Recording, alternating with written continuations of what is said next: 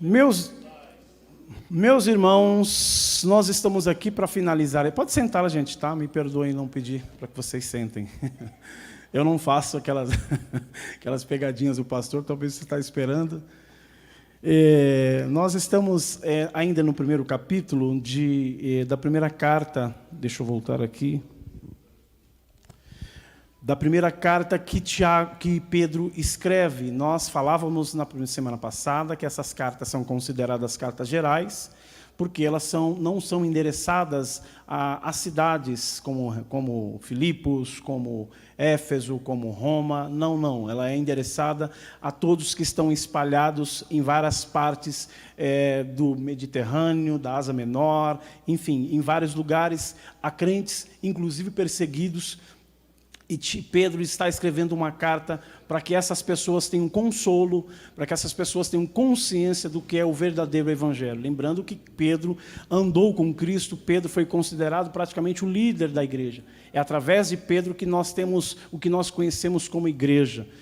Eu queria muito rapidamente dizer que é interessantíssimo, alguns até questionam se essa carta teria sido de Pedro, essas discussões mais profundas, daqueles que leem em grego, porque o grego que Pedro escreve, ele é muito polido, ele chega a ser, olha, pasmem, ele chega a ser mais polido, até em alguns momentos, de que o grego de Paulo. Né? E aí nós chegamos a uma conclusão, por ele ser alguém muito simples, nós não, os estudiosos chegam a uma conclusão que por ele ser muito simples e o grego dessa carta ser muito refinado, possivelmente ele usou um secretário e ele ditava isso, como era Tiago também. O grego de Tiago também era muito bom. E por serem dois homens simples, há muita discussão para dizer, era mesmo Pedro quem escreveu essa carta? Como Pedro escreveu essa carta, sendo ele um homem tão simples e tinha um grego tão refinado? Então, uma das questões era dizer, Pedro falava, Pedro ditava, e alguém que era muito bom no grego vai escrever. Mas isso é só um detalhe. A grande questão dessa carta, e nós falamos isso quando falamos também de Tiago, é a praticidade dessa carta. Embora não tão prática como a carta de Tiago, mas é também uma carta que nos diz muito rapidamente o que é a igreja, como nós nos portamos, com quem somos, quem não somos, o que podemos fazer, o que nós não podemos fazer. Esse é o foco, esse é o escopo de Pedro quando ele escreve essa carta. Ele é muito direto em várias questões. E nós, semana passada, vimos como a grandeza do que Pedro escreve como um alento para a igreja que estava passando por grande tribulação. Eu falei para vocês que no momento que Pedro está escrevendo, não há ainda uma perseguição generalizada do Império Romano em cima dos cristãos, mas já há, sim, várias perseguições, e ele escreve essa carta também dando um ânimo para que vocês continuem, vai dizer, continue, porque há muita coisa que ser feita, o Cristo está por vir, e a glória que há de vir nem se compara, nada que vocês podem passar aqui, é bem certo que vocês vão sofrer, mas vocês continuem, porque o Cristo está às portas, e mais cedo ou mais tarde ele vai vir, e vocês precisam permanecer firme. Basicamente isso foi que nós falamos semana passada, quando nós expomos o capítulo 1, do versículo 1 ao 13. Agora, preste atenção, que uma vez que ele encoraja os crentes para dizer quem são os crentes, para dizer que a fé deles precisa resistir, que a esperança precisa resistir, ele vai trazer mais em termos práticos, de que uma vez que esse Cristo ainda não veio, há um compromisso meu e teu, nas palavras dele para a igreja que ele estava escrevendo, para as igrejas que ele estava escrevendo, de como nós devemos viver. E ele vai dizer algumas coisas aqui muito importantes para nós, e eu vou começar a ler aqui. Versículo 13. Por isso, preparando o seu entendimento, sejam sóbrios e esperem inteiramente na graça que lhe está sendo trazida na redenção de Jesus. O tema desse estudo que eu tinha colocado aqui, porque eu percebi que dava mais ou menos para ser, seria atributos de uma vida com Deus. Primeiro, sobriedade, santidade e amor. Seria mais ou menos os três temas que ele está tratando desses versículos que nós lemos. Então ele começa lá. Por isso, Preparando o seu entendimento, algumas versões, principalmente se for aquela mais antiga do Almeida, vai estar cingindo os vossos entendimentos, ou cingindo os vossos lombos dos vossos entendimentos. Preste atenção que interessante isso aqui. E eu coloquei uma vida sóbria ou equilibrada. Voltamos lá. Por isso, preparando o seu entendimento, ou cingindo os lombos do seu entendimento, sejam sóbrios e esperem inteiramente na graça que lhe está sendo trazida na revelação de Jesus. Primeira coisa que eu queria chamar a atenção para vocês é que quando ele está dizendo aqui, seja preparado os vossos entendimentos, ou cingindo os lombos do entendimento. Quem está assim, cingindo os lombos aí, a versão aí, só para eu ver. Leia aí para eu ver, só para eu ver. Ok, até aí. Preste atenção que cingir os lombos do vosso entendimento, e eu coloquei aqui o primeiro ponto como uma vida sóbria e equilibrada, faz muito sentido no que ele está dizendo, porque vocês devem saber que cingir os lombos é porque usava-se umas túnicas para andar, e aquelas túnicas elas atrapalhavam de andar. Se ele andasse correndo com aquelas túnicas, por exemplo, era muito comum, não raro, alguém cair por causa dessas túnicas. Qual era a questão aqui? Coloca-se uma corda aqui e amarra essa corda. Uma vez que você amarra essa corda, que é o que ele está dizendo de cingir os lombos, uma vez que você amarra essas cordas, você tem um equilíbrio para andar e não cair. Porque aí quando o vento bate, essas cordas estão segurando e alguém está andando, e não se desequilibra para cair. Agora ele usa esse termo, que é o que o Almeida, dessa tradução fiel, vai traduzir ao pé da letra, e as versões mais modernas, eu estou lendo uma versão do Almeida mais moderna, já vai trazer por preparando o seu entendimento, e aí ele complementa, sejam sóbrios, e esperando inteiramente na graça que lhes foi dada através de Jesus Cristo, ou pela revelação de Jesus Cristo. Uma vida sóbria e equilibrada. E aqui eu leio para eu concluir qual é a minha fala. Essa expressão significa simplesmente uma mente equilibrada, já que, e aqui eu já expliquei para vocês, e aí o homem...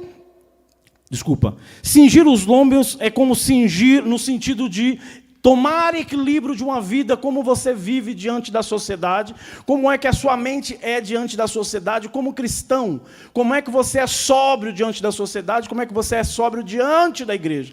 O que ele está nos chamando a atenção aqui é simplesmente uma vida equilibrada em todos os sentidos. E eu coloquei aqui em sentido até na nossa santidade, deve pautar-se o equilíbrio, do contrário, condenamos a nós mesmos, porque o que condenamos nos outros como absolutos, presta atenção no que eu estou dizendo aqui, uma mente que ela é equilibrada no Senhor, uma mente que ela é sóbria no Senhor, a santidade que existe nele, nunca pode ser desenfreada. Porque há o perigo de você também ser desenfreadamente santo e cair no desespero e cair na questão dos desequilíbrios de um lado e outro. Presta atenção nisso. Vocês percebem que há pessoas em nosso meio, talvez aqui não sei, mas há pessoas que é tão santa que a sua santidade é absoluta. E quando ele é tão santo, ele começa com julgamentos. E aí a gente vai ver que Paulo fala sobre essa questão para que você tome cuidado para quem você está olhando e está julgando, justamente porque você está usando praticamente ali um nível que nem você mesmo consegue viver, porque quando você julga, porque quando você é desequilibrado até na tua santidade, você precisa ser absoluto. Porque se você não for absoluto, você vai uma hora ou outra, dar uma mancada, e aqueles que veem você falando desequilibradamente de santidade, sem você ser exatamente isso, porque até a santidade nossa ela precisa ser moderada no sentido da nossa humanidade, moderada no sentido de que todos nós pecamos, todos nós temos algum tipo de pecado, e nós já falamos isso aqui outras vezes. Então, quando ele está dizendo de nós sermos...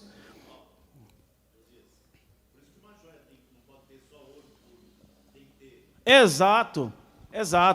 O pastor está dizendo aqui, por isso que uma joia, sendo uma joia, não pode ser ouro puro. E olha que o ouro puro chama atenção e é o caro. Mas para se manter duro, para se manter sólido, precisa da mistura. E aí Paulo também trata dessas questões para que nós sejamos temperados, para que nós sejamos equilibrados até no nosso falar, e aqui vai tudo, no nosso vestir, na maneira que nós nos portamos. E aqui, por exemplo, se eu fosse entrar em questões doutrinárias, independente se eu entrasse aqui para dizer não, como mulher se veste ou não, é uma outra coisa, mas a mulher de Deus, ela tem esse equilíbrio. Pode estar com roupa que estiver, tem um equilíbrio. O homem de Deus tem um equilíbrio, tem uma maneira de viver equilibrada. E agora não há coisa pior no mundo do que nós estarmos diante de alguém desequilibrado. Alguém que vive dando problema, e às vezes até o problema da hipersantidade. Eu já digo e falo de novo, eu não me dou bem com pessoas muito santas. Eu não me dou bem com pessoas assim, santíssimas, sabe? Porque eu sei que não é bem isso. Porque eu sei que não é bem isso. Porque todos nós pecamos e destituídos fomos da glória de Deus, e por isso que Jesus teve que aparecer na parada aí, que senão não sobrava um. Então, o que o Pedro está dizendo aqui já é muito interessante quando ele diz de você cingir o lombo da mente. Depois ele diz, sejam sóbrios e esperem inteiradamente na graça do Senhor. Preste atenção que ele já chama atenção, esse inteiradamente, ou inteiramente, ou integralmente, no sentido de que é a graça que nos sustenta, é a graça que nos mantém de pé. E se nós somos salvos pela graça, nós temos que ter esse equilíbrio uns com os outros. Nós temos que ter esse equilíbrio até mesmo na nossa santidade, na nossa maneira de ser, na nossa maneira de se portar. Aqui, deixa eu só achar aqui. Pois se errarmos sendo absolutos, já tinha dito, estamos condenados não só por Deus, mas por aqueles que nós, em nosso desequilíbrio, pseudo-santo, eu coloquei aqui, condenamos. Por que pseudo-santo? Porque não há como alguém que tem uma vida de fato santa diante de Deus ser alguém que condena, ser alguém que fala severamente, aponta para A, aponta para B, mas os pecadozinhos dele ele vai sempre colocando debaixo do tapetinho, esconde, e aí ele acha que ninguém sabe, mas ele se mantém como santão, e tal, e tal, e tal. E não tem graça, e não tem misericórdia. É sempre bate. Já percebeu que tem pessoas que só pegam o microfone e não tem outra coisa? E, aliás, a igreja gosta, né? A igreja gosta, né? A igreja gosta. É gostoso pegar o microfone e bater, né? Mas só que a gente tem que entender também que aquele que pega o microfone, como eu, a gente apanha também. A gente apanha também, porque é gostoso a pregação de exortação, né? O pessoal diz assim, essa é a pregação que eu gosto, essa pregação. E aí isso vai enchendo o pregador de vontade dele falar de tudo, né? Mas nós não honramos a nossa santidade, ela está cheia de bicho, ela está cheia de carrapicho, ela está cheia de coisa. Aí Pedro está dizendo aqui, para que nós tenhamos esse equilíbrio, para cingir os nossos lombos, para que a gente não caia em contradição com nós mesmos. Se nós não cingimos o nosso entendimento no que nós falamos até de santidade, nós corremos o risco de desequilibrar e cair. É exatamente isso que o Tiago está se referindo. Não em conformidade com as paixões mundanas. Leia o versículo 14. Como filhos obedientes, não vivam com paixões que vocês tinham anteriormente, quando ainda estavam na ignorância. Preste atenção que ele vai fazer menção aqui muito ao que Paulo fala. É muito interessante o que ele está dizendo aqui. Como filhos obedientes, não vivam conforme as paixões. Ele está fazendo aquela menção que o Paulo fala no capítulo 13 de Romanos, quando ele diz, não vos conformeis com esse mundo, mas transformai-vos. Ele usa o mesmo termo, esse não vivam conforme as paixões. Essas paixões aqui significa vícios, que é o patos, é o sentimento do que está lá dentro, do que ninguém vê. do que não é aparente, do que está lá dentro, porque mostrar uma coisa é muito simples. Ser por fora é muito simples. Mostrar que nós somos santos é a coisa mais simples que tem. Eu não sei nem porque o pastor ainda tem problema de pegar no pé de alguém ainda que não consegue mostrar por fora alguma coisa boa. Mas isso aí é muito simples de consertar. Agora, lá dentro é difícil. É a palavra de Deus que entra e vai fazendo, e vai entrando, e vai cortando, até que se tenha consciência de verdadeira mudança. Por que eu estou dizendo isso?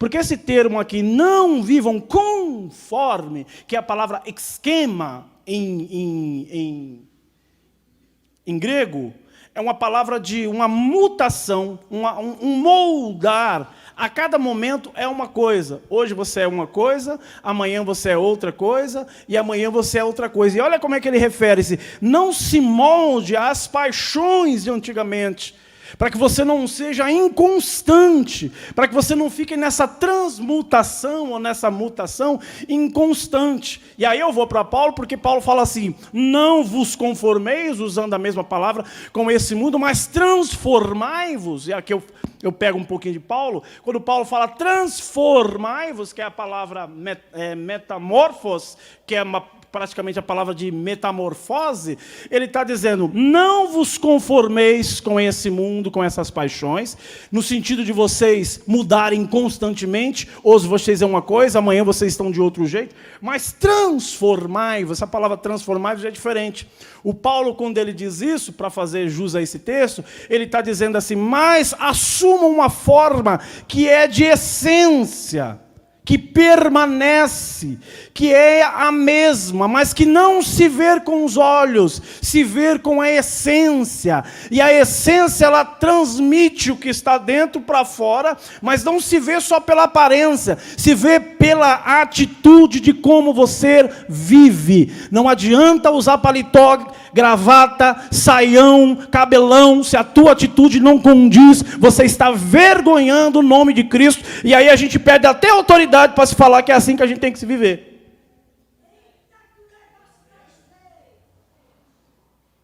Certo?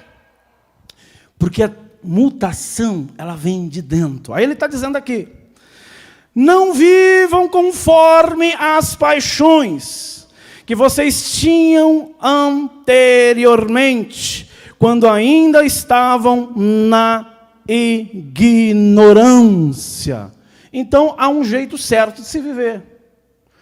Há um jeito certo de se colocar diante de Deus. Mas não é, segundo o termo que ele está usando, apenas no sentido da transformação, que hoje é uma coisa, amanhã é outra. É uma transformação interior. Se nós perdemos essa transformação, nós somos simplesmente um monte de fariseu, um monte de hipócrita que coamos um mosquito e engolimos um camelo.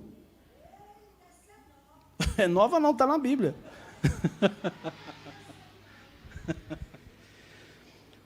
Versículo 15. Estou indo rápido hoje, hein? Santidade como paradigma.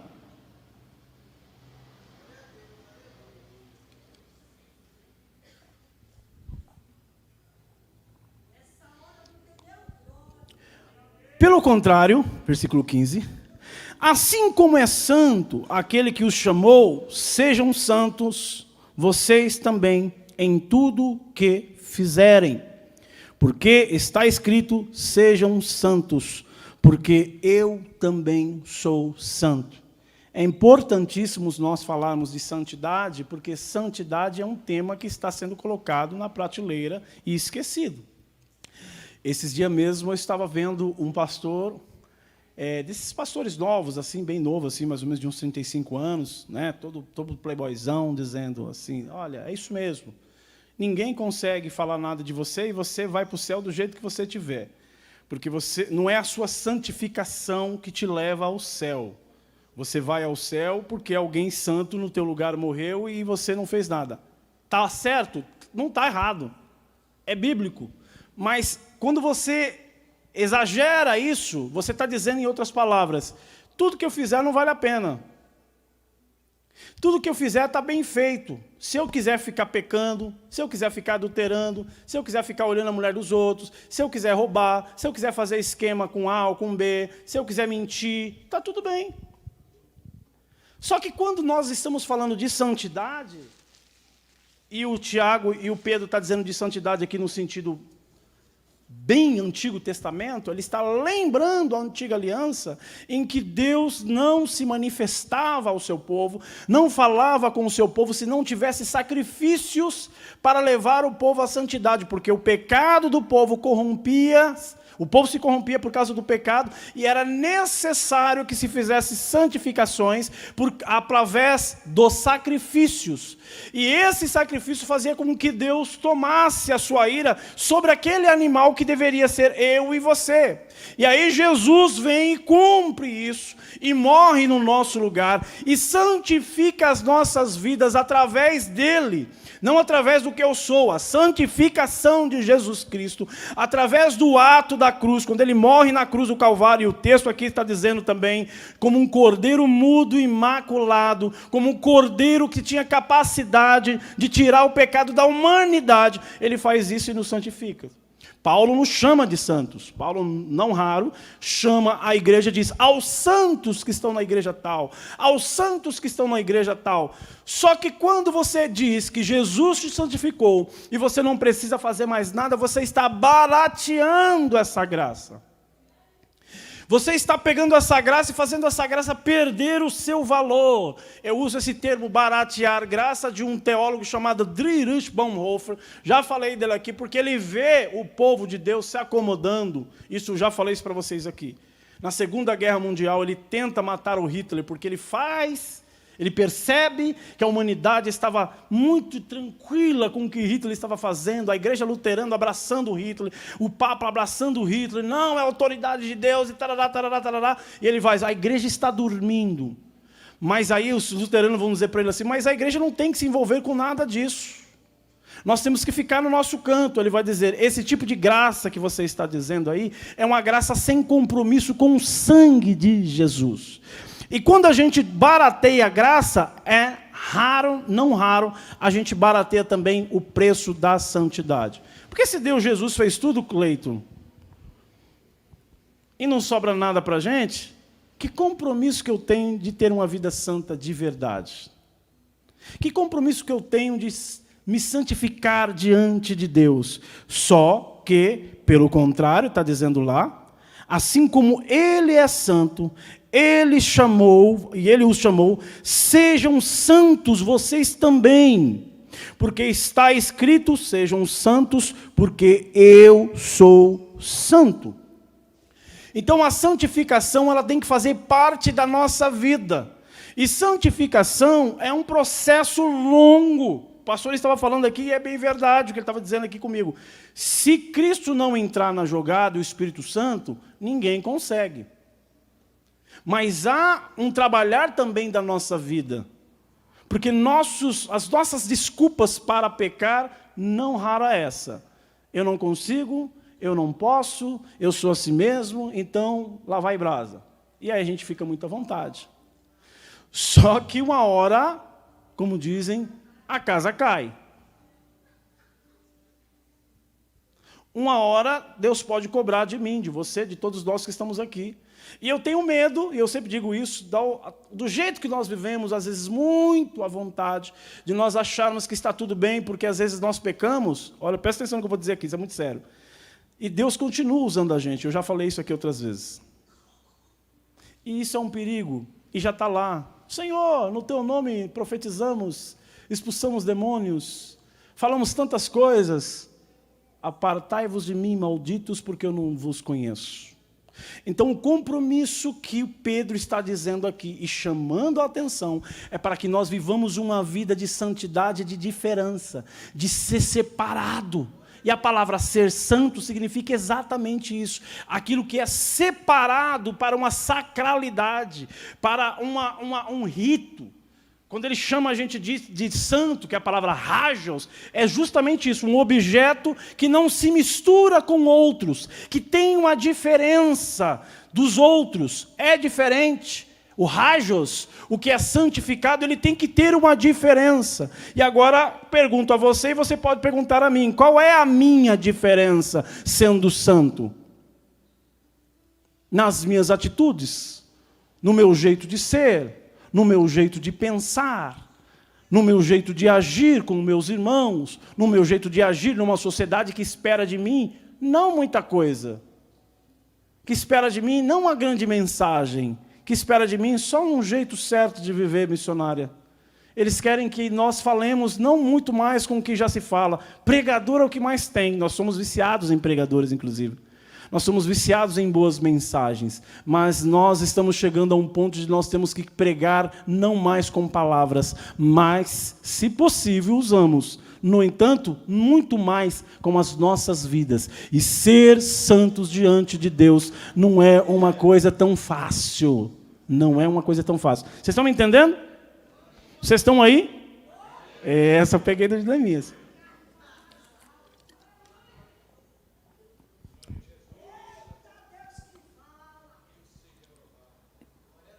A imparcialidade de Deus, como Deus nos trata. Presta atenção aqui.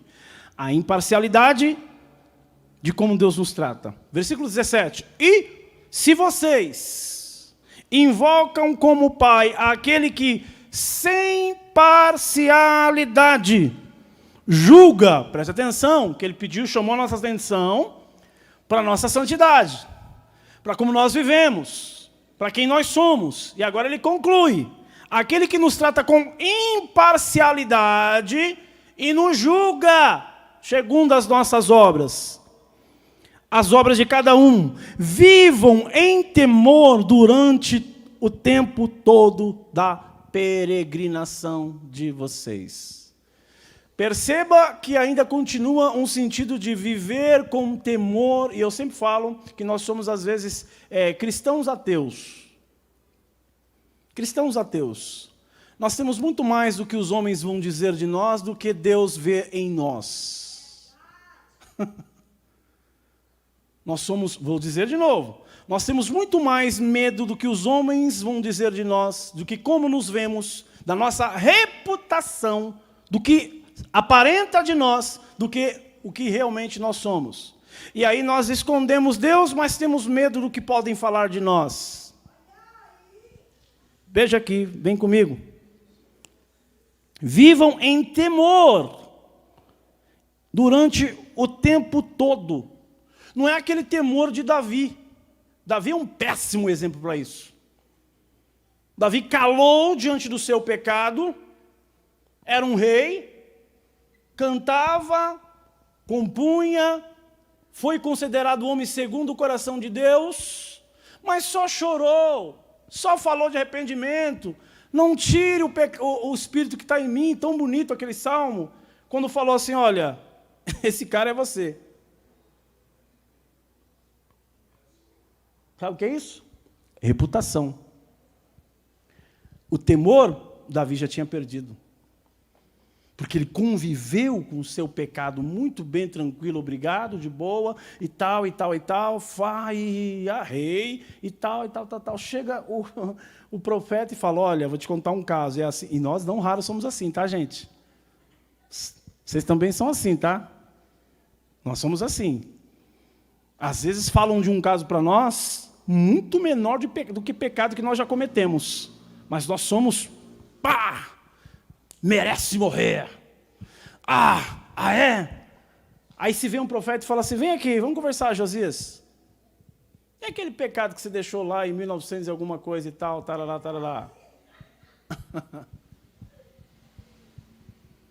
Ele está dizendo para que a gente ande o tempo todo em temor. Isso significa viver uma vida como se Deus estivesse pessoalmente na nossa frente o tempo todo. Vale mais a presença de Deus do que a presença de qualquer homem que pode nos julgar e tacar pedra em nós por causa dos nossos pecados. Mas nós não temos essa consciência. Mas temos mais consciência do homem do que de Deus. Está pesado isso, não está? Vou passar aqui.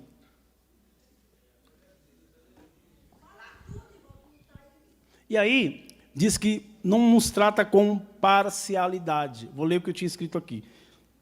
Pedro chama atenção para o nosso modo de viver e tem em consideração a nossa imparcialidade diante de Deus, ou seja, como Ele nos trata. Na realidade, Deus julga os nossos atos como juiz. Ele não tem sócios, Ele não tem protegidos, Ele não tem os seus que vivem, Ele tem os seus que vivem em conformidade com a sua vontade. Agora aqui, nem Moisés estava acima da lei. A lei foi dada tanto para o povo quanto para ele, pois se ele errasse, a mesma lei que condenava Israel, condenava também Moisés. Isso é para mim e para você, tá, gente? Isso aqui não é A ou B, somos nós, líderes. A lei de Cristo é para todos. A lei do Senhor é para todos. Deus não possui sócio, Ele está muito bem, obrigado, sendo dono de tudo. Amém? Essa saiu agora, quentinha aqui. Valor inestimável do nosso resgate. Aqui a gente vai respirar um pouquinho, gente. Eu estou suando demais. Acho que eu estou em frente ao pastor de Jair. Vamos, Zelão. 18. Sabendo que não foi mediante coisas perecíveis, como a prata ou ouro, que vocês foram resgatados da vida inútil ou vã vida que vocês, dos seus pais, que os meus pais lhes legaram, mas pelo precioso sangue de Cristo, como um cordeiro sem defeito e sem mácula. Preste atenção, que ele ainda está nos empurrando a uma vida de dizer, olha, a maneira que você está vivendo, foi o que eu estava falando da graça barata. Você tem que ter consciência que não é comparado o que Cristo fez por você. O sacrifício na cruz do Calvário não é comparado nem com a prata, nem com o ouro. E ele diz, não é à toa que vocês foram resgatados dessa vã maneira de viver, legada lá dos seus pais, legada do pecado que vocês tinham, possivelmente falando a pessoas pagãs, as pessoas que não eram judias ali nesse sentido. Ele está dizendo, então preste atenção, a maneira que você tem que viver, ela tem de ser condizente com o preço pago na cruz do Calvário por mim e por você. E quando você não vive segundo esse preço, que é muito mais caro, muito mais precioso do que a prata, do que o ouro, você está barateando o sacrifício de Jesus por causa do teu ato, por causa da vã maneira de você viver, da vida inútil que você pode ter diante de Deus, diante da sociedade, diante da igreja. É o que está aqui. Pedro diz que a graça que nos alcançou não tem preço de ouro ou de prata. Eu leio, depois eu fico na minha cabeça com o que eu escrevi, aí eu vou ler, está falando tudo a mesma coisa. É importante dizer que o resgate era um modo com que um escravo precisava para ele ser liberto. Quando está dizendo aqui, ele está usando muito um termo do tempo dele mesmo, porque essa maneira de dizer que vocês foram resgatados, é como se vocês fossem comprados. O escravo na época dele era alguém que trabalhava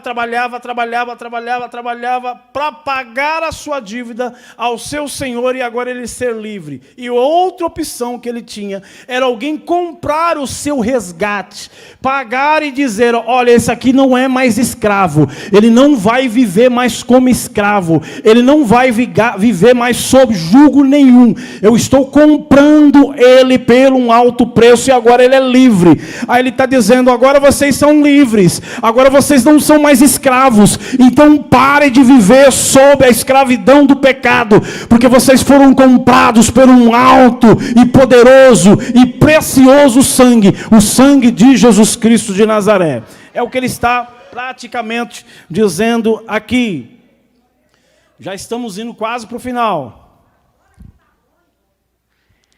Plano antes da fundação do mundo. Ele foi conhecido antes da fundação do mundo, mas foi manifestado nesses últimos tempos em favor de vocês. Por meio dele, vocês creram em Deus.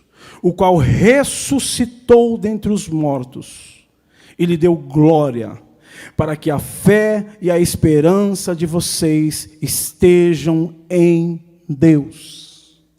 O Pedro está chamando a nossa atenção exatamente para nós termos consciência que através do Deus que antes da fundação do mundo, preste atenção, que ele está dizendo é que havia um plano para mim e para você, que somos pecadores, que antes mesmo que viesse o mundo a ser mundo, antes mesmo de nós sermos feitos, antes mesmo de nós sermos colocados nesse mundo, havia um plano de salvação para mim e para você. É como se Deus se reunisse com a Trindade, vai fazer o ser humano, e já está tudo preparado, sabia que nós íamos cair. Ou vocês acham que nós fomos surpresa para Deus? Deus faz um plano, e nós não sabemos como é isso, né, pastor? Misterioso, antes da fundação do mundo, ele já prepara o cordeiro, ele já prepara o filho dele para se entregar na cruz do Calvário. Ele já é crucificado em termos conceituais, espirituais, eu não me cabe entrar nisso, eu não sei como isso funciona, mas ele já é crucificado de alguma forma antes da fundação do mundo, para que hoje eu e você tivéssemos graça, tivéssemos a redenção, tivéssemos os nossos pecados perdoados por aquele que viveu entre nós, morreu na cruz e ao terceiro dia ressuscitou. Um plano lindo, magnífico, feito já antes da fundação do mundo. E o Pedro está dizendo como nós nos colocamos diante disso. Como vocês enxergam isso? Como vocês respondem a esse Deus que tanto amou vocês, que tanto pensou em vocês, que parece que foi injusto, quando ele coloca o homem para viver no jardim do Éden, e o homem peca, alguém poderia dizer, que culpa tenho eu de ter nascido e ter herdado o pecado adâmico? Mas ele, pensando pelo seu amor, que é sobre todo amor, é sobre tudo e todos, ele, antes da fundação do mundo, morreu na cruz do Calvário, e depois se consumiu lá, nos últimos dias, falou, esteve entre nós, e Hebreus vai dizer que ele é a expressão de Deus, ele é como o próprio Deus entre nós aqui. E aqui eu vou chegando para o final. O amor de Cristo deve nos levar ao amor ao próximo. Olha como está intercalado isso. Tendo purificado a alma pela obediência à verdade e com vista ao amor fraternal, não fingido, amem ardentemente, intensamente, uns aos outros, com o coração puro. É muito interessante porque ele está chamando a atenção para dizer assim, olha, se vocês foram resgatados dessa vã maneira de viver, vocês que não valiam uma moeda, vocês que estavam todos perdidos, se esse amor tão grande, tão soberano, esteve entre vocês, resgatou a vida de vocês através do amor, sendo vocês inimigo deles, vocês também têm obrigação de viver entre vocês com um amor fraternal, que é o termo Filadélfios, que é viver em companhia dos irmãos e ter o prazer de estar junto, de ajudar, de amparar um ao outro, de amar com amor entranhável, como vai dizer Paulo. É isso que ele está dizendo. Se vocês são filhos dele, se vocês foram resgatados, se vocês foram tirados dessa vã maneira de viver, que o amor de Jesus Cristo, estampado na cruz do Calvário, que amou-nos antes de nós fazermos alguma coisa, tem que estar em vocês. Porque se não tiver em vocês, vocês não podem dizer que são cristãos, porque todos vocês foram salvos por esse amor, não porque vocês fizeram alguma coisa, não porque vocês são bonzinhos. Esse amor precisa estar em nós, e ele diz assim, de um amor entranhável, de um amor que ele chama aqui de intensamente. Agora vamos combinar, né?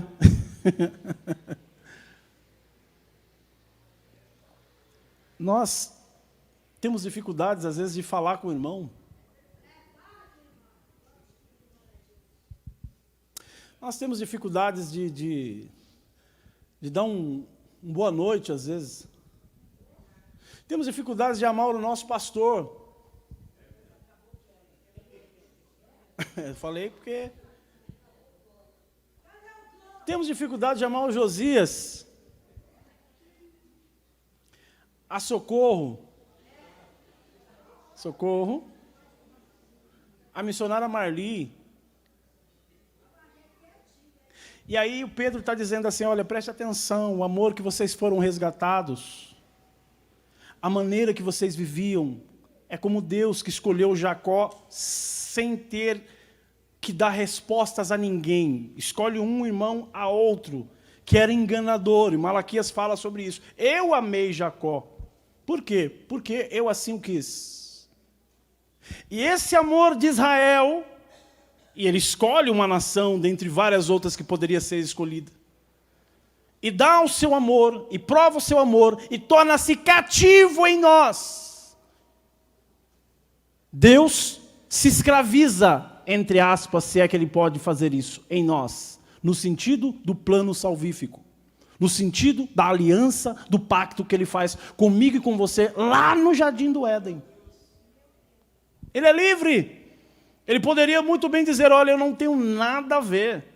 Eu sou Deus, eu sou soberano. Mas ele faz um pacto de redenção por pura gratuidade, por causa da sua graça infinita, por causa da sua misericórdia infinita. E isso passa por todo e perpassa por toda a história de Israel, até chegar nos dias de Jesus. E Jesus faz, olha ainda... Vocês foram escolhidos, Israel, e agora a gente entra aqui, mais ainda.